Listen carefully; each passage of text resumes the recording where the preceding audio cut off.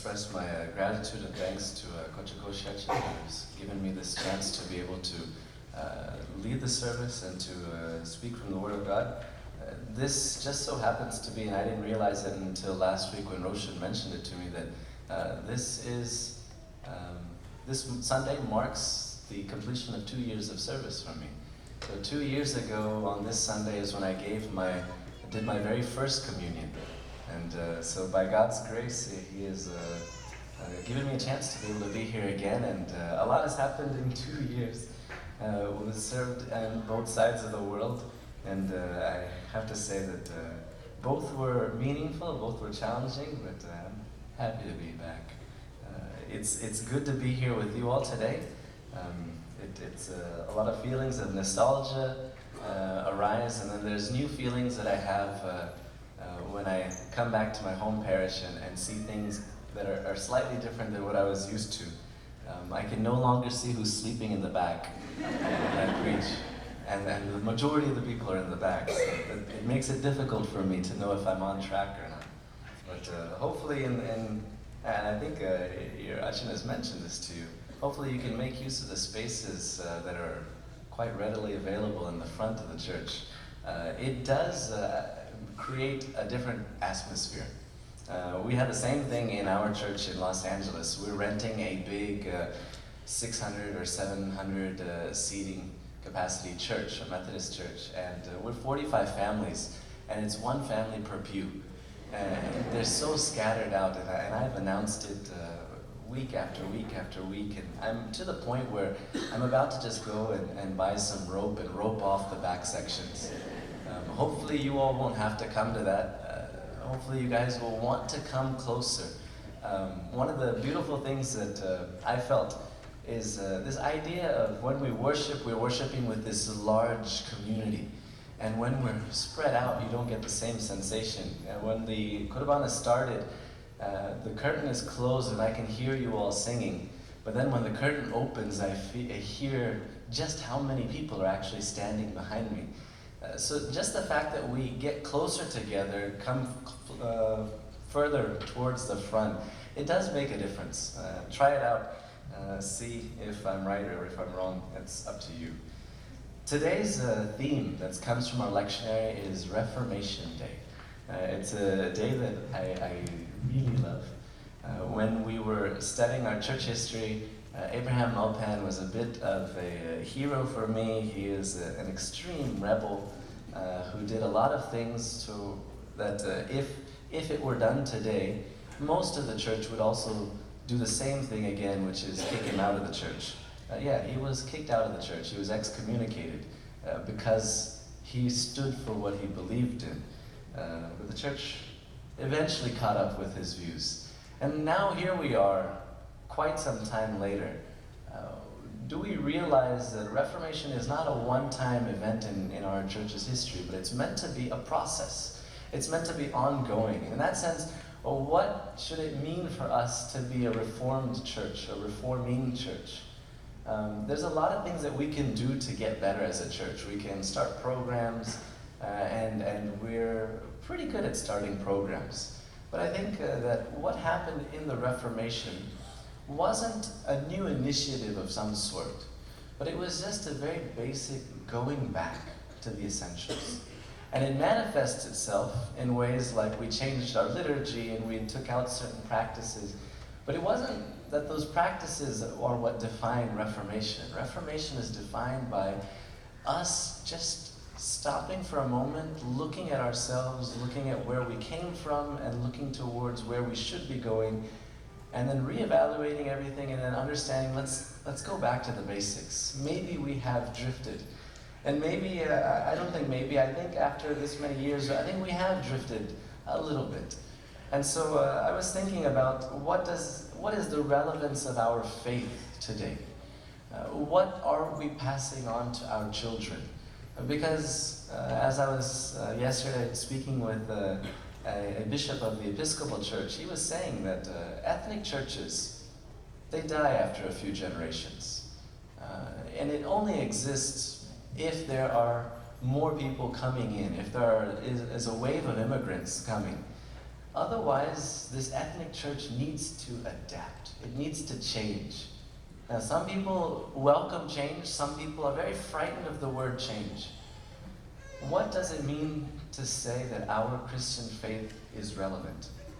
I know that there's a lot of people who say that our faith is relevant because in times of darkness, in times of need, in times of despair, we turn to God.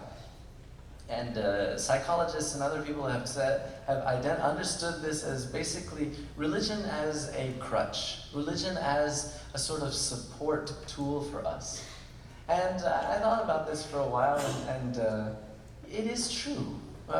Religion is a support for us, and we are broken people, and broken people do need help. And so I can understand how that idea does seem to be very prevalent. When the first wave of immigrants came to America, they didn't have anything. There was no family around. There was very little money to live off of. Back then, getting a job, finding the license that's required for the job, everything was so difficult. There was no care. There was no child care available. And so it was quite difficult times for that generation. And they leaned heavily on the church and on God. And it is a beautiful thing. But one thing that I've understood is that if church is just a crutch, if it's nothing more than that, then this church will die off in a few years, in a few generations. The reason being, the next generation does not struggle like the previous generation. I was speaking with the pastor of our Methodist church that we're renting, and he was telling me how he used to do ministry to Indians. He's Vietnamese himself, and he found that ministering to the Indian population was extremely difficult. And I was curious, and I asked, why is that? And he said, they're all doctors, lawyers, engineers. It's very difficult to convince them of their need for God. And so I was thinking, though religion, though our faith definitely does support us in times of difficulty, if this is what we pass on to our kids, then don't expect them to stick around. At that point, the Reformation, I would say, has lost its initial punch. Now, if religion is something more than a crutch, what could it be? Well, then I know a lot of people who see religion as a kind of enhancement tool for them. It's a way for them to get better. And if you look at the scriptures, sure, Christ doesn't offer us a crutch. He offers us a cross. He offers us a way of life, a way of living that far surpasses the advice and the ways of different lifestyles that we could find anywhere else in this world. Jesus is the one who gave some of the most beautiful ethical sermons. The Sermon on the Mount, if we were to live by it, would definitely make us better people. And so I was thinking maybe Christian faith, in order to be relevant, needs to make us better people. And that also sounds good, but the problem is that it has some limitations. The limitation being this: I don't need to go to church to be a better person, to be an ethical, moral person. We know many people who have never stepped foot in a church who are just as decent as us in every way. We know people of other religions who are just as decent as us. So if what we believe the relevance of Christianity to be, if we believe it that Christianity is relevant if it makes us better people, then don't be surprised if your kids don't show up years and years later. Because you know what? They can go anywhere else. They can listen to any self-help tape, and they can be decent people. So if Christianity to be relevant should be more than a crutch, and if Christianity is something that's more than just some sort of an enhancement tool, some sort of a drug that makes us better people, then what is it? What is the relevance of Christianity? I think the relevance of Christianity is simply that we are in a loving relationship with the Father. Now, to say that is just to say what we've heard in Sunday school. And it sounds kind of cliche, And it's one of those things that pastors or Achens are just used to saying, be in a relationship with Christ. But I think when you look at a marriage, and if you were to use a marriage as an analogy of this, I think we could see it a little bit more clearly. I remember asking a couple in India, why are they getting married before they got married? And there was a pause because they didn't understand the question at first, because it's just understood that you need to get married. And so I was thinking, yeah, you know what? A lot of times we do that with religion too. We come to churches because we think we need to come to church. And then I probed further and I said, no, so what is it about your would-be spouse that you find fulfilling? Or what is it that you look forward to in marriage? And he gave a very strange yet very typical answer. She cooks good. She is capable of managing the home very well. And you can understand from his cultural point of view how that is very important. And I thought, you know what? From our Christian perspective, we do that same exact thing. Like I said, we come thinking that it's just going to make us better. Or we come here thinking that it's going to be a support for us. It's going to be that kind of a pillar for us. But if you get married just because she cooks good food, is that a real marriage? And so we kind of went further with this analogy, and you can understand that there are a lot of people who get into marriage thinking that, and I've heard it in so many people's proposal speeches, you make me want to be a better person. Beautiful words. It's sweet to hear that. But if you're getting into marriage because you believe your spouse is going to make you a better person, you're in for a reality shock. And I was thinking, if religion is that for us too, we are going to at some point realize that that's not enough. And so, what is the real reason why we get married? If it is not for a loving relationship, a chance to be able to love and to be loved by someone. That relationship is what even I said in the prayer, is what is supposed to reflect this big thing that we all do, which is religion. What is going to make this church last generation after generation after generation? It is only the love of God. And if we are incapable as parents, and I don't speak to a specific generation at this point, but if we are unable as parents to convey to our children that we go to church because we love God, because we want to worship Him, don't expect that they'll come back. Reformation is all about us going back to the essentials. It's all about us clearing out that cluttered closet and getting rid of stuff that has accumulated that we no longer need, and get back to the basics. Do you love Christ? Is He your all-surpassing joy in life?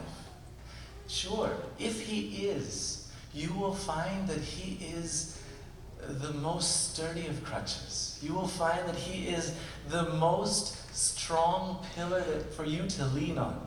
You will find that He is the one who makes you a better person in life. But it never works the other way around. We must love Christ. We must love God with all our heart. Even in John's Gospel, in 1 John chapter 5, verse 3, he says, "For the love of God is this, that we obey His commandments, and His commandments are not burdensome." The Gospel passage was taken from Matthew chapter 7, verse 21 to 27. There will be a day when we stand before Him, and there will be far too many of us who will say, "Lord, Lord, did we not do all these things in your name? Weren't we better people? Did we not rely on you?" And what does He say to them? "I don't know who you are. We never had a relationship. I don't know you." When we stand before our Lord and King, Will we be able to say, remember me? And he would be able to say back to us, of course I know you, of course I remember you. Because we had been talking for years. We had been in a loving relationship for years. By the way, I love how you pass that on to your children. Now I get to be in a relationship with them too because of your witness. What beautiful words to hear. If we do that, Malayalam language aside, worship style aside, this church can survive. This church can thrive. It can be relevant. But if that love is not there, woe unto each and every one of us, because we are responsible for the death of this parish. May the good Lord strengthen us, because it is not an easy thing. For those in marriage, you know that it's tough to love at all times. But know this, love is not an emotion. It is a commitment. It is a covenant that we have made. Know that when you feel like God has abandoned you, hold on to that covenant, because he has not failed you. He has not abandoned you. And know that the more you love him, the better you will be as a person. The stronger you will be as a person. Though I go through the valley of the shadow of death, I fear no evil, for your rod and your staff, they comfort me. We will be able to say that boldly and confidently. Let us continue the work that Abraham Mulpan started years ago. Let us heed the words of Jesus Christ. We must love, and love alone is what will make our faith relevant. It is what will make our church relevant. It is what will fulfill and complete this Reformation process that we are currently in. So may the good Lord bless us and guide us by these words. If one of you could lead us in a word of prayer.